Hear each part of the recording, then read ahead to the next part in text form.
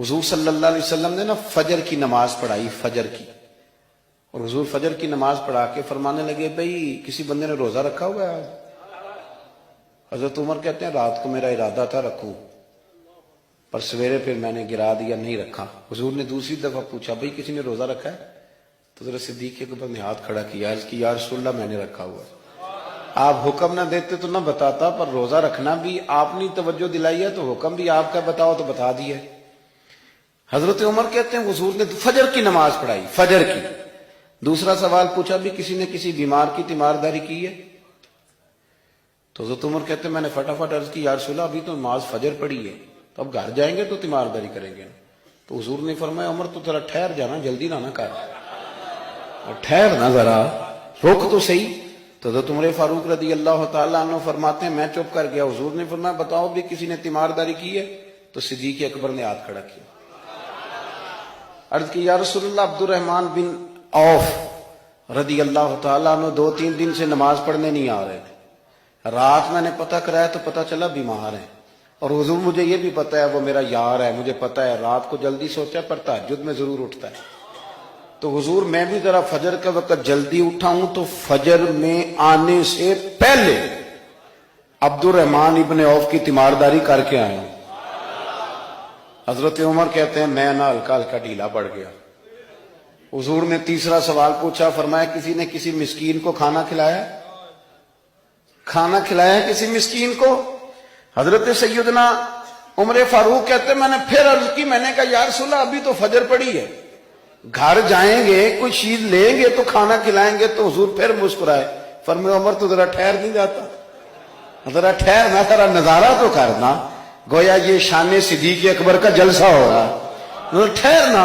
حضور نے پھر پوچھا بھی کسی نے کسی مسکین کو کھانا کھلایا ہے؟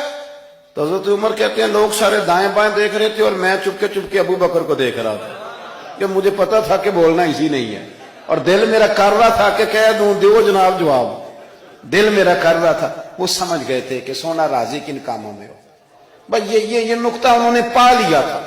حضور نے فرمایا بتاؤ کسی مسکین کو روٹی کھلائی ہے؟ تو جناب سیدنا صدیق اکبر نے ہاتھ کھڑا کیا، عرض کی یا رسول اللہ سویرے اٹھا ہوں تو چھوٹا بیٹا بھی اٹھ گیا تھا، اور میرے وضو کرتے سنت پڑھتے ماں سے کہنے لگا بھوک لگ رہی ہے، تو ماں نے 2 روٹیاں بھی پکا دی، تو حضور ایک اس نے کھائی دوسری اس کے ہاتھ میں تھی۔ جب ہم نکلے ہیں نا گھر سے تو دروازے پہ ایک فقیر کھڑا تھا، مسکین کھڑا تھا، کہہ رہا تھا رات سے بھوکا ہوں، کوئی دروازہ کھلنے کا انتظار کر رہا تھا، ابو بکر سب سے پہلے تیرا ہی کھلا ہے۔ تو حضور میں نا اس مسکین کو ایک روٹی کھلا کے آیا ہوں۔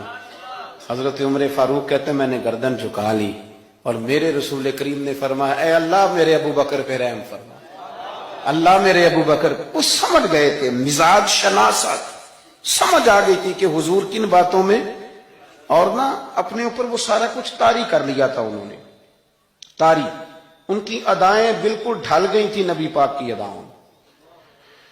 3 دن وہ غار ثور میں رہے تو ہمارے صوفیاء فرماتے ہیں کہ ان پر تجلیاں بھی پڑی محبوب کی معرفت کی۔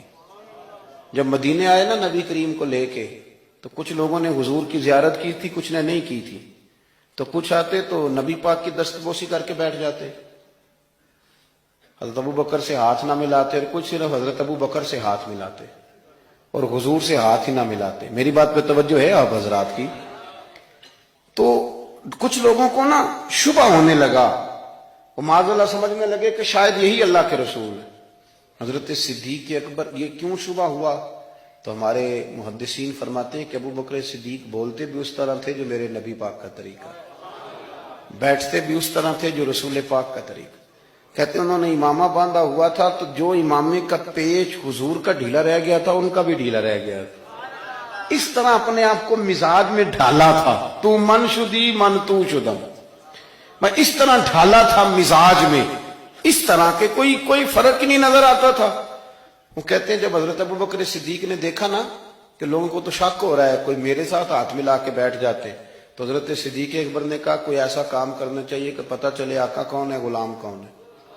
اٹھے، کندھوں پہ چادر تھی، وہ اتار کے نا تو حضور پہ سایہ کر دیا، لوگوں کو پتہ چل گیا کہ سایہ کرنے والا کوئی غلام ہے، اور جس پر سایہ کیا جا رہا ہے وہ آقا ہے۔